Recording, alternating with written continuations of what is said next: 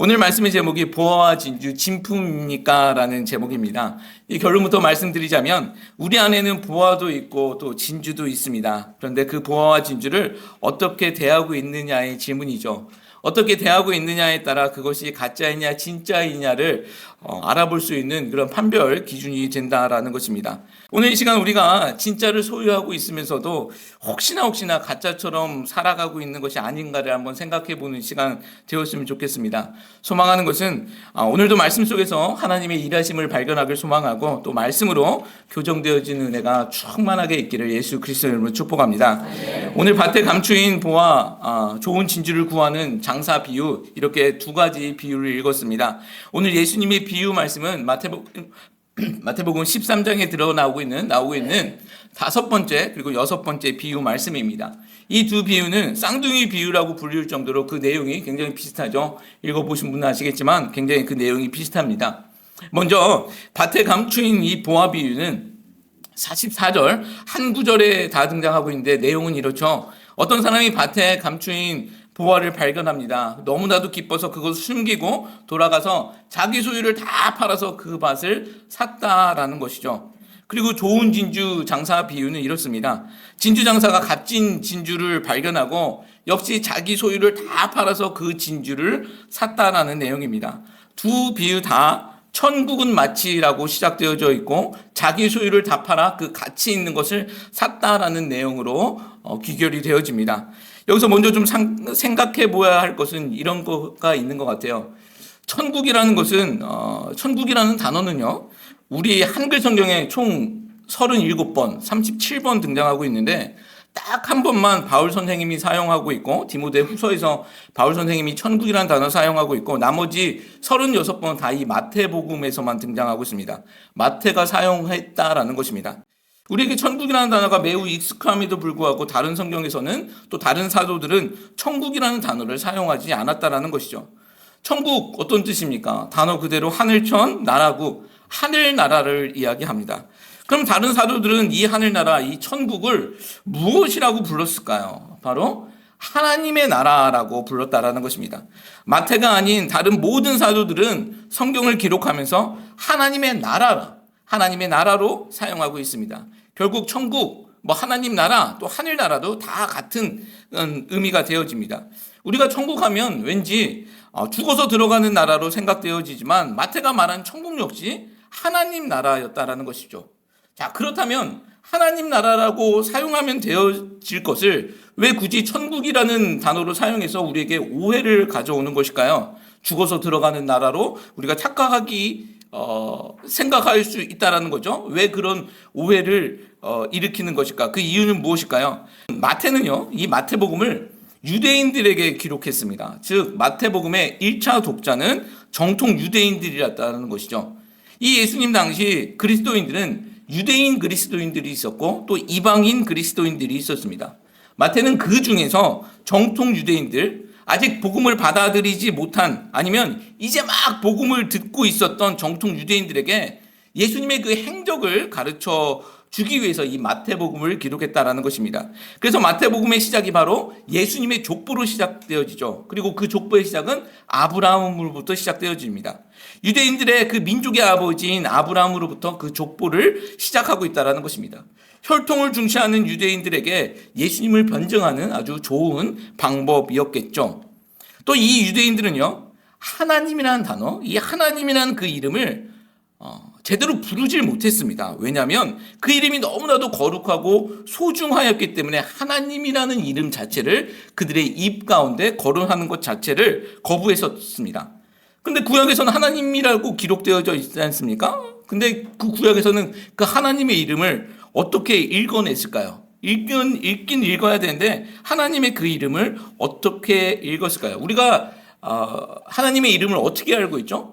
여호와, 야훼라고 알고 있는 그 하나님의 이름인데 사실은 그 야훼라는 그 발음도 정확한 발음이 아닙니다. 왜냐하면 이 당시 히브리어는요 모음이 없었습니다. 자음으로만 기록했습니다. 더구나 하나님의 이름을 부르지 않았기 때문에, 발음하지 않았기 때문에 지금 우리는 그 정확한 이름에 대해서는 알 수 없습니다. 정확한 발음에 대해서는 알 수 없는데 당시 이 히브리어 네 개 자음으로 이 하나님의 이름을 기록을 했어요. 성경에는 기록을 해야 되니 요드 해, 와우 해라는 것인데 알파벳으로 풀이하면 이렇게 되어집니다. YHWH라고만 적었습니다. 한번 읽어보십시오. 이거 모음이 없으니까 자음으로만 기록되었으니까 읽을 수가 없죠. 읽을 수가 없습니다. 읽을 수 없으니까 읽어야 되는데 읽을 수 없으니 이 사람들이 어떻게 됐냐면 다른 단어로 대체해서 읽기 시작합니다. 그 단어가 무엇이냐면 아도나이라는 단어예요. 아도나이 한번 들어보셨을 거예요. 뜻은 나의 주님이라는 뜻입니다. 하나님의 이름이 너무나도 거룩하고 경외스럽기 때문에 그 이름을 부르지 못하고 이 하나님의 이름이 기록되어질 때마다 아도나이라는 단어로 바꿔서 불렀다라는 것이죠. 그렇기 때문에 신약 성경에서 예수님을 주라고 이야기할 때 그때도 그것이 하나님이 되는 것은 이 아도나이이기 때문이 그렇다는 것입니다. 아도나이이기 때문에 그 예수님이 또 하나님이라는 뜻도 그 안에 있습니다.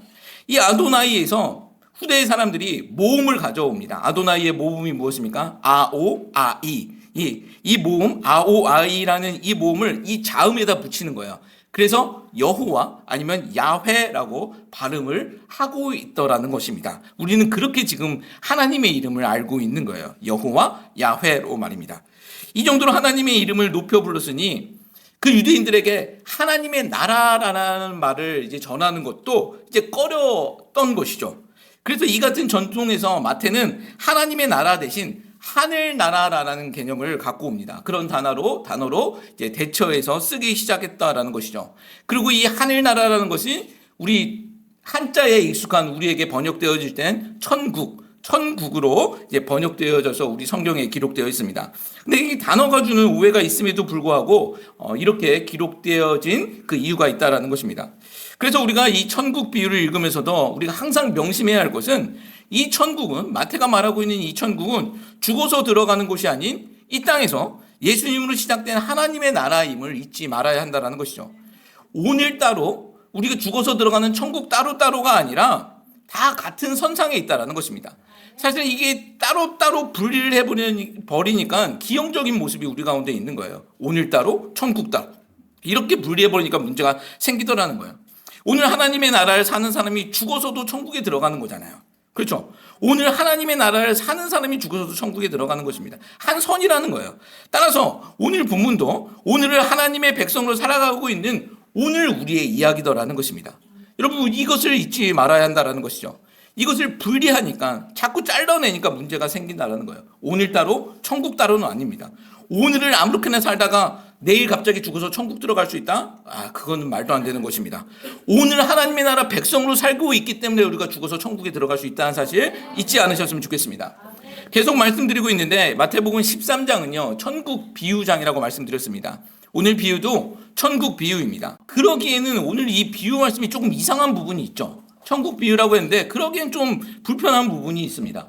진주 장사 비유는 그런대로 그냥 이해가 가지만 이 밭에 감추인 보화 비유는 이 도덕적으로 문제가 있어 보입니다. 그렇죠? 보화를 발견했으면 주인한테 좀 말해줘야 될 것 같은데 숨겨놓고서 기뻐서 자기 소유를 다 팔아가지고 그 밭을 통째로 사버렸다라는 것이죠.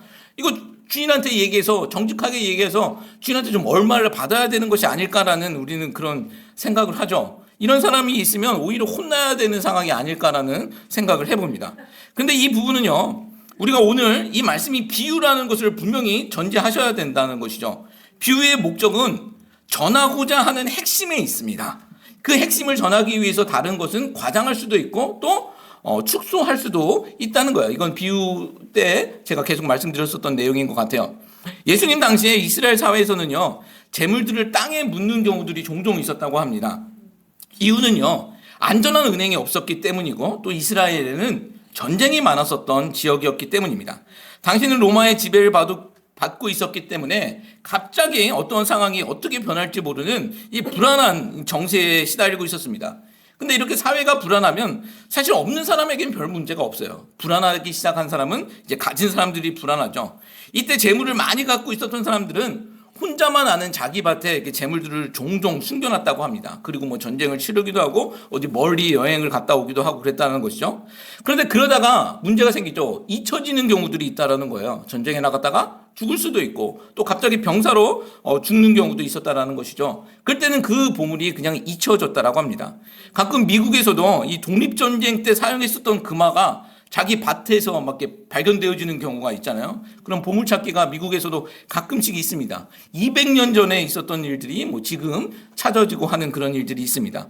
이스라엘은요, 계속된 그 전쟁이 있었던 나라였기 때문에 그런 경우, 이런 보물찾기 같은 경우들이 심심치 않게 있었다고 합니다. 그래서 이스라엘에는 이런 경우를 대비한 법이 만들어졌는데 이 법이 어떤 법이냐면 먼저 찾는 사람에게 소유권이 돌아온다라는 법이 있다라는 거예요.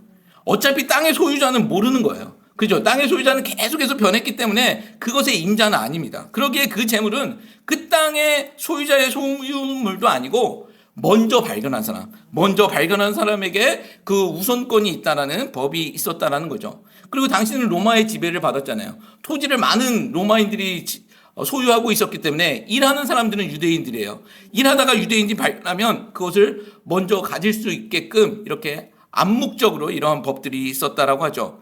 나름 일리가 있는 것 같습니다. 그 당시 상황을 생각하면 이런 것들도 일리가 있겠다라는 생각을 합니다. 이런 배경으로 오늘 이 본문을 읽어보면 사실 그렇게 큰 문제는 아니더라는 것을 우리가 알 수 있겠죠. 이 비유의 핵심은요. 오늘 이 비유의 핵심은 한 사람이 밭에서 보화를 발견했고 자신의 소유를 다 팔아서 내 것으로 만들었다는 데 있습니다. 보화의 가치를 알고 너무 기뻐서 자신의 모든 소유를 팔아 밭을 통째로 사버린 것이죠. 아마도 이 사람은 밭을 주인 대신 일구는 소장농이었을 것이라고 추측해 볼 수 있겠죠.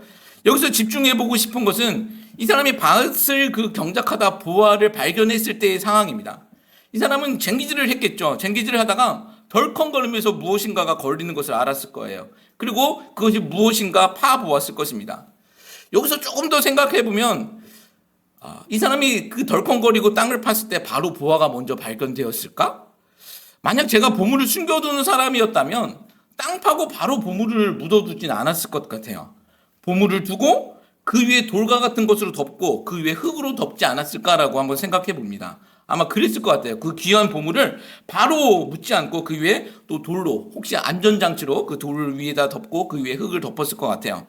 만약 그랬다면 쟁기질 하다가 걸린 것은 돌이겠죠. 그것을 덮은 돌일 거예요. 그 돌을 치우다 보니 이제 보물이 나왔더라는 것입니다. 얼마든지 상상해 볼 수 있는 내용입니다. 여기까지 생각해 보면 지금까지 밭에서 돌을 발견한 사람이 과연 이 한 사람뿐일까라는 질문을 한번 해볼 수 있을 것 같아요. 지금 발견된 곳이 그냥 맨 땅 아닙니다. 밭이었습니다. 밭. 지금까지 수많은 사람들이 이 밭을 경작했을 텐데 이 돌이 걸린 거, 쟁기질하다가 이 돌 걸린 사람이 이 사람 혼자였겠냐라는 거예요. 그 전에도 많은 사람들이 그 쟁기질하다가 그 돌들을 건드렸을 것 같아요. 그렇죠? 저는 그렇게 생각한다라는 것입니다. 분명히 누군가는 이 돌들을 발견했지만 이것들이 걸려졌지만 그저 대수롭지 않게 여기고 지나갔을 것이다라고 생각해 봅니다. 누군가에게는 그냥 쓸모없는 돌덩이에 불과했다라는 것이죠. 그냥 귀찮고 필요 없는 그냥 하찮은 돌덩이에 불과했던 것입니다. 그래서 그냥 흙으로 대충 덮어버리고 지나갔다라는 거죠. 그런데 오늘의 본문 이 사람에게는요 이것이 보배로운 보물로 발견되어졌다는 거예요. 어떤 사람들에게는 이것이 그냥 하찮은 돌멩이라서 그냥 지나가는 돌멩이로 되어졌지만 오늘 이 본문의 사람에게는 보배로운 보배, 보화로운 그 값진 보배로 발견되었다는 것입니다. 자, 여기서 한번 생각해 봤으면 좋겠습니다. 누구에게는 필요 없는 돌덩이이고 또 누구에게는 보배가 된다. 여러분 이게 무슨 말일까요? 누구의 이야기일까요? 이 돌멩이, 이 보화는 누구의 이야기이겠습니까? 이것이 천국 비유, 하나님 나라 비유라고 말씀드렸잖아요. 하나님의 나라는 그냥 오는 것 아닙니다. 하나님의 나라는 무엇으로부터 시작되어집니까? 예수님으로부터 시작되어진다는 거예요. 예수님이 우리 안에 들어오면 그 하나님의 나라가 시작되어진다는 것입니다. 예수님이 우리 안에 들어오심으로 우리에게 하나님의 나라가 시작된다는 것입니다. 따라서 이 보화 역시 예수님이면서 하나님의 나라가 된다는 거예요. 이 비유 역시, 이 비유에서 등장하는 보화 역시 예수님의 이야기더라는 거예요. 베드로 사도는요 이 부분을 이렇게 설명하고 있어요. 우리 베드로전서 2장 6절, 7절, 8절 말씀 한번 같이 읽습니다. 성경에 기록되어 있으되 보라 내가 택한 보배로운 모든 돌을 시내에 두니 그를 믿는 자는 부끄러움을 당하지 아니하리라 하였으니 그러므로 믿는 너희에게 보배이나 믿지 아니하는 자에게는 건축자들이 버린 그 돌이 모퉁이의 머리들이 되고 또한 부딪히는 돌과 걸려 넘어지게 하는 바위가 되었다 하느니라. 그들이 말씀을 순종하지 아니하므로 넘어지나니 이는 그들을 이렇게 정하신 것이다. 아멘. 자, 이 말씀은 이사야 선지자의 말씀이었고요. 이것을 베드로 사도가 이야기한 것이고 또 예수님께서도 이 말씀을 하시죠. 건축자의 버린 돌들이 교회의 머릿돌이 된다라는 이 말씀을 하셨습니다. 어떤 사람들에게는 핵심은 어떤 사람들에게는 예수님이 부딪히는 돌이 되는 것이고 또 어떤 이들에게는 그 예수님이 걸려지는 넘어뜨리는 바위가 되는 것이고 또 그러나 어떤 사람들에게는 보배로운 모퉁이돌이 된다라고 이중적인 이야기를 하고 있습니다. 어떤 이들에게는 밭에 굴러다니는 돌멩이고 어떤 이들에게는 귀한 보배가 된다라는 것이죠. 생각해 보십시오. 우리 주위를 한번 둘러보십시오. 미국 살면서 또 한국 살면서 예수님이라는 이름 못 들어본 사람이 어디 있습니까? 다 들어봤죠. 다 들어봤을 것입니다. 어쩌면 지겹도록 들어봤을 수도 있습니다. 근데 어떤 사람들에게는 그 예수라는 이름이 그냥 걸리고 부딪히는 돌멩이가 된다라는 것입니다. 그러나 우리 성도된 우리에게는 그 이름이 귀하고 귀한 값진 보배가 된다라는 거예요. 여러분 이게 우리들의 이야기인 줄 믿습니다. 결국 오늘 이 보배와 진주 이야기는요. 예수 그리스도를 발견하는 우리 성도들의 이야기더라는 거예요. 예수 그리스도라는 그 보배라는 그 가치를 발견한 우리들의 이야기라는 것입니다. 근데 8절 말씀을 보면요. 오늘 이걸 썼던 이 8절 말씀 보면 부딪히는 돌이 되고 걸려 넘어지는 바위가 되는 사람들, 이 사람들이 등장하고 있는데 8절 후반부 말씀 보면 그들을 이렇게 정하신 것이다 라고 말씀하고 있습니다. 정해진 것이다라는 거예요. 정해진 그 사람들은 그 예수님이 걸리는 바위 그냥 하찮은 돌덩이가 되어진다라는 거예요. 여러분 이 말씀이 무엇일까요? 여기는 이제 신학적으로 이제 선택론이라는 것이 좀 등장하게 되어지는데 아주 간단히 설명하면 이렇습니다. 이 세상 모든 사람들은 죄 때문에 예수님을 발견하지 못한다라는 거예요.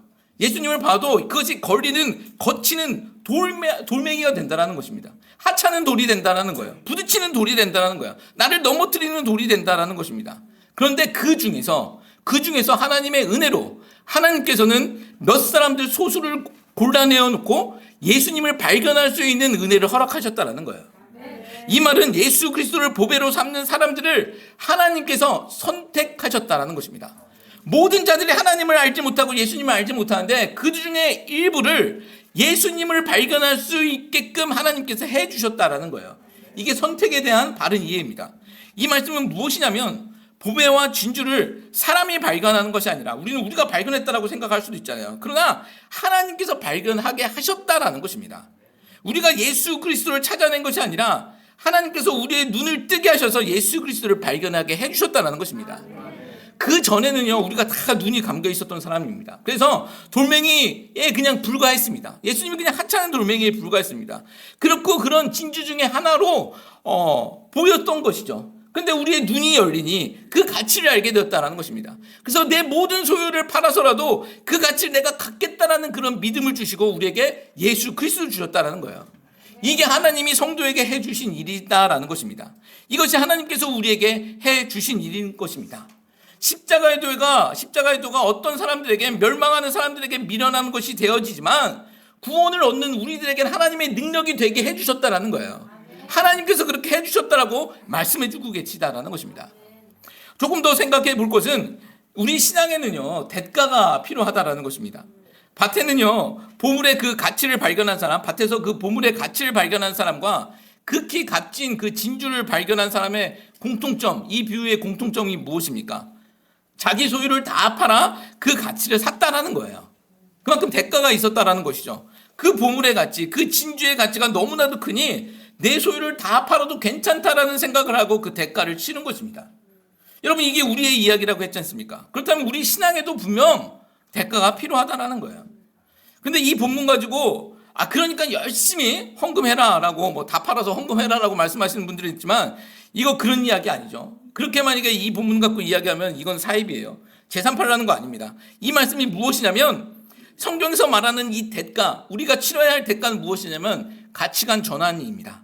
무슨 말씀이냐면 그 이전까지 가졌었던, 예수를 바라보면서도 돌멩이처럼 여겼을 때 가졌었던 그 내 가치관을 예수 그리스도의 가치관으로 바꾸라는 그 대가라는 것입니다. 바꾸는 그 대가예요. 예수 그리스도의 가치관으로 바꾸는 대가. 세상이 우리에게 요구하는 가치관들 많지 않습니까? 물질주의 가치관, 명예주의, 또 관계주의, 성공주의, 그리고 어떤 사람들은 도덕주의 가치관에 빠진 사람들도 있어요. 그 안에서 헤어나지 못하는 사람들도 많습니다.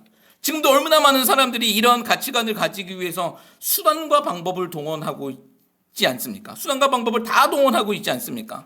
그리고 그 사람들이 얼마나 열심히 달려가고 있습니까? 그런 사람들을 세상에서는 참 열심히 산다라고 부추겨주기도 합니다. 그렇게 너를 한번 증명해보라고 응원해주기도 하죠. 세상의 응원입니다. 우리도 그런 사람들이었다라는 것입니다. 근데 그런 우리들에게 예수가 들어오면서 예수주의 가치관으로 바꾸어지는 것, 이것이 성도의 대가라는 거야. 그런 가치관이 있었음에도 불구하고 세상이 요구하는 가치관은 이것이 분명한데, 이 가치관을 내버려두고 예수 그리스도의 가치관으로 바꾸는 것, 이것이 성도가 취해야 할, 우리가 가져야 할 대가라는 것입니다. 예수님의 표현대로라면 자기를 부인하고 자기 십자가를 지고 따르라는 이 말씀이에요. 여러분, 우리 십자가를 지고 우리 길 걸어가는 거 아닙니다. 우리 십자가를 우리가 메고 예수님의 길 걸어가는 것, 이것이 바른 모습이더라는 거예요. 이것이 우리가 택해야 할 대가라는 것입니다. 왜 예수 중심으로 변하는 것이 대가냐면, 여러분, 이것이 결코 만만한 일이 아니기 때문입니다. 여러분 잘 아시지 않습니까? 세상에서 성도라는 이름으로 살아가는 것이 결코 쉬운 것 아니지 않습니까? 그전에는 절대 손해 안 보던 우리가 예수님 때문에, 성도라는 이름 때문에 손해를 볼 수도 있고요. 또 자존심만은 어떻게든지 지켰었던 그 생명 같은 자존심을 예수님 때문에, 성도라는 이름 때문에 또 그 자존심을 내려놓아야 할 때가 있다는 거예요. 여러분, 근데 그것이 예수의 길이고 그것이 또 하나님이 말씀하신 좁은 길이더라는 거예요. 제가 한국 교회사를 공부하다 보면 이 감동적인 이야기들이 종종 등장합니다. 근데 한국 초대 교회사에 이런 이야기들이 참 많이 등장해요. 전율을 느끼게 했었던 이야기가 바로 이런 이야기였습니다. 전라북도 김제 금산교회 이야기예요. 뭐 들어보신 분들 있으실지 모르겠습니다. 이 금산교회가 지금 한국의 문화재로 등록되어 있는 교회인데, 이 김제 지역에 거부했었던 조덕삼이라는 사람이 선교사를 만나 이제 그리스도인이 됩니다. 이 조덕삼은 그리스도인이 되고 나서 참 열심히 있었던 것 같아요. 자기 집에 있었던 머슴인 이자익이라는 사람을 전도를 합니다. 그리고 이 두 사람이 1905년, 조선시대입니다. 1905년에 같이 한 교회에서 세례를 받습니다. 이 머슴과 주인이 같이 세례를 받았습니다. 조선시대인데 이거 쉬운 것 아니잖아요. 그렇게 받았습니다. 근데 이 둘이 참 열심히 있었던 것 같아요. 그리고 나서 2년 후에 1907년에 그 교회, 금산교회 장로 선거가 있게 되어집니다. 당시 주인인 조덕삼은 이자익보다 머슴인 이자익보다 나이도 15살이나 많았고 그 지역 유지였습니다. 그리고 교회 재정을 혼자 다 감당할 정도로 그만큼 열심히 했었던 사람입니다. 근데 공교롭게도 장로 선거에 이 머슴과 주인이 둘이 후보로 오르게 된 것이죠. 많은 사람들이 다 주인 조덕삼이 장로가 될 것이라고 생각을 했습니다. 그런데 이 투표 결과 15살 어린 머슴 이자익이 장로가 돼버립니다. 이게 조선시대라고 말씀드렸잖아요. 1907년도 이야기예요. 조선시대 이야기입니다. 신분제도가 있을 때였습니다. 어떤 일들이 있었겠습니까? 분위기가 어떨까요? 교회가 술렁거리기 시작합니다. 우리 예상은 어떨까요? 교회 나눠지겠다. 뭐 그런겠죠. 근데 그런 술렁거림이 있기 시작합니다. 근데 이때 이 조덕삼이 그 자리에서 일어나서 이렇게 말했다고 합니다. 우리 금산교회는 참으로 훌륭한 일을 해냈습니다. 저희 집에서 일하고 있는 이 이자익 성도는 저보다 신앙의 열의가 대단합니다. 나는 하나님의 뜻을 받아들여서 이자익 장로를 잘 받들고 더욱 교회를 잘 섬기겠습니다. 여러분, 이게 친구 얘기가 아니에요. 머슴을 바라보면서 주인이 한 이야기입니다. 있을 수 없는 일이 지금 벌어진 것입니다. 그리고 이것은 그냥 말로 끝난 것이 아닙니다. 후에 이 장로가 된 이 조덕삼 장로는 나중에 조덕삼 장로가 되어지는데, 먼저 장로가 된 이자익을 평양신학교로 유학을 보냅니다. 그리고 생활비와 그 학자가 모두를 지원해 주죠. 그리고 거기서 끝난 것이 아닙니다. 그가 신학교를 졸업했을 때 그 이자익을 금산교회, 자신의 모교회인 금산교회 담임 목사로 청빙해 옵니다. 머슴이에요. 머슴이 어떤 사람을 장로로 섬겨주고 또 목사로, 담임 목사로 섬겨서 그 교회에서 평생도록 섬기면서 같이 사역을 했다라는 거예요. 자기 집에서 머슴했었던 청년을 장로로, 나중에는 담임 목사로 모셔와 섬긴 것입니다. 이게 조선시대 신분제도가 있었을 때의 이야기입니다. 우리 자존심 내려놓는 그 정도 수준이 아니잖아요. 그렇죠? 이게 하나님의 나라가 현실이 된 사람들의 이야기인 줄 믿습니다. 이게 가치관의 변화다라는 거예요. 세상의 가치관이 아닌 예수의 가치관으로 변화된 사람의 모습이다라는 거예요. 근데 저는 왜 이런 이야기들이 요즘 이 현대 교회에서는 많이 안 들릴까라는 그런 안타까운 마음을 가져봅니다. 우리가 예수의 길, 십자가의 길 그렇게 이야기하는데 왜 이런 이야기는 초대교회의 모습에서만 많이 들릴까요? 이런 모습은 왜 요즘 교회의 모습에서는 들리지 않을까요? 말로는 우리가 십자가의 길 이야기하고 있지만 그러나 넓은 길만을 가고 있는 것이 아닐까라는 생각을 해봅니다. 우리 간증들 많이 있잖아요. 근데 그 간증들 들어보면 결국 잘 먹고 잘 살았다는 간증들이 수없이 많이 등장합니다. 여러분, 저는 정말 우리가 교회가 그렇게 그냥 잘 먹고 잘 됐다라는 그런 간증이 아니라 이런 조덕상 장로와 같은 이야기의 간증이 많이 나왔으면 좋겠습니다. 여러분, 정말 이것이 능력 있고 하나님의 나라가 실제가 되는 사람들의 이야기인 줄 믿습니다. 이런 이야기들이 많이 나올 수 있는 우리 교회 되었으면 좋겠습니다. 하나만 좀 더 생각해 보면 이렇습니다. 밭에서 보화를 발견한 사람이 자신의 소유를 팔아 산 것은 무엇일까요? 자신의 그 소유를 팔아서 산 것은 무엇일까요? 아까 표현대로 대가를 바친 것은 무엇이냐라는 거예요. 산 것은 밭이지만 그 목적은 분명 밭에 숨겨진 보배. 우리 아이가 자꾸 보바를 사달라고 해가지고. 산 것은 밭이지만 목적은 분명 그 밭에 숨겨져 있는 보화였습니다. 이 사람에게는 그 밭이 좋은 밭이든 또 쓸모없는 밭이든 그것은 별로 큰 상관이 없습니다. 그렇죠? 물론 밭이 좋으면 좋겠지만 그것이 험한 밭이든 그것은 별 상관없는 겁니다. 왜냐하면 가치가 있는 것은 그 밭이 아니라 밭에 숨겨져 있었던 보물이기 때문입니다. 진주 이야기도 마찬가지입니다. 진주가 지금이야 뭐 양식 진주 뭐 이런 거 있어서 뭐 별거 아니고 뭐 싼 진주도 많다라고 얘기를 하는데 당시에는 진주가 천연 진주밖에 없었습니다. 그래서 이 진주의 가치가 굉장히 높았다고 그러죠. 채집꾼들이 목숨을 걸고 바다에 들어가서 그 진주 조개를 갖고 나왔다고 합니다. 그래서 조개채 해변에 나와서 팔면 상인들이 와서 이 중간 상인들이 와서 그 진주의 가치를 알고 조개채 사왔다라고 하죠. 마찬가지로 그 사람들 그 물건을 조개를 사오는 사람들의 마음에는 무엇일까요? 조개의 가치가 있는 것이 아니죠. 조개 속에 들어있는 그 진주가 가치가 있다라는 것입니다. 그 안에 있는 가치 때문에 산다라는 겁니다. 그리고 그 보배와 진주는 앞서 무엇이라고 말씀드렸습니까? 우리가 발견한 예수 그리스도라고 말씀드렸죠. 근데 간혹요, 우리가 이 보화가 아닌, 이 가치가 있는 보화가 아닌 밭에 관심을 가질 때가 있습니다. 진주가 아닌 조개에 관심을 가질 때가 있다라는 거예요. 사실 여기서부터 우리 신앙에는 여러 가지 문제가 생기기 시작되어지는 것 같아요. 제가 존경하는 교수님 중에서 김세윤 교수님이라는 분이 계세요. 제가 다닌 신학교 교수님이셨고 이거 프로 신학교에서 교수로 재직하셨던 분인데 이분의 말씀과 글 중에는 지금의 현대교회를 진단하면서 이런 말씀을 종종 하십니다. 캘리포니아 복음이라는 거예요. 캘리포니아 복음. 이런 단어를 종종 사용하세요. 한국교회가 이 캘리포니아 복음에 너무 젖어들었다는 것입니다. 여러분, 이게 무슨 말씀이냐면 지금이야 이제 경기가 그렇게 별로 좋지 않지만 미국이 한참 경기가 좋을 땐 캘리포니아가 상징하는 그 상징성이 있었죠. 저도 어렸을 때 이 LA 같은 거, 이 영화에서 LA 등장하면 눈이 휘둥거릴 정도였습니다. 그만큼 부유함과 화려함의 상징이 되었죠. 뭐 지금 이제 노숙자들이 많이 있지만 예전에는 이 부유함과 화려함의 상징이 되었습니다. 이 캘리포니아의 복음이 무엇이냐면 그렇게 포장된 복음이라는 거예요. 생명의 복음이 아닌 부와 건강의 복음으로 바뀌어진 복음, 이 복음에 대해서 이 교수님이 많이 이야기를 하십니다. 복음으로 포장되어 있지만, 예수로 포장되어 있지만 까보니 결국은 부와 건강, 성공만 남아버렸다는 거예요. 우리의 그 욕망만 남아버렸다는 거예요. 까보니 그렇다는 거예요. 저는 사실 신학교 다닐 때 이런 이야기 들었을 때 잘 이해가 안 됐습니다.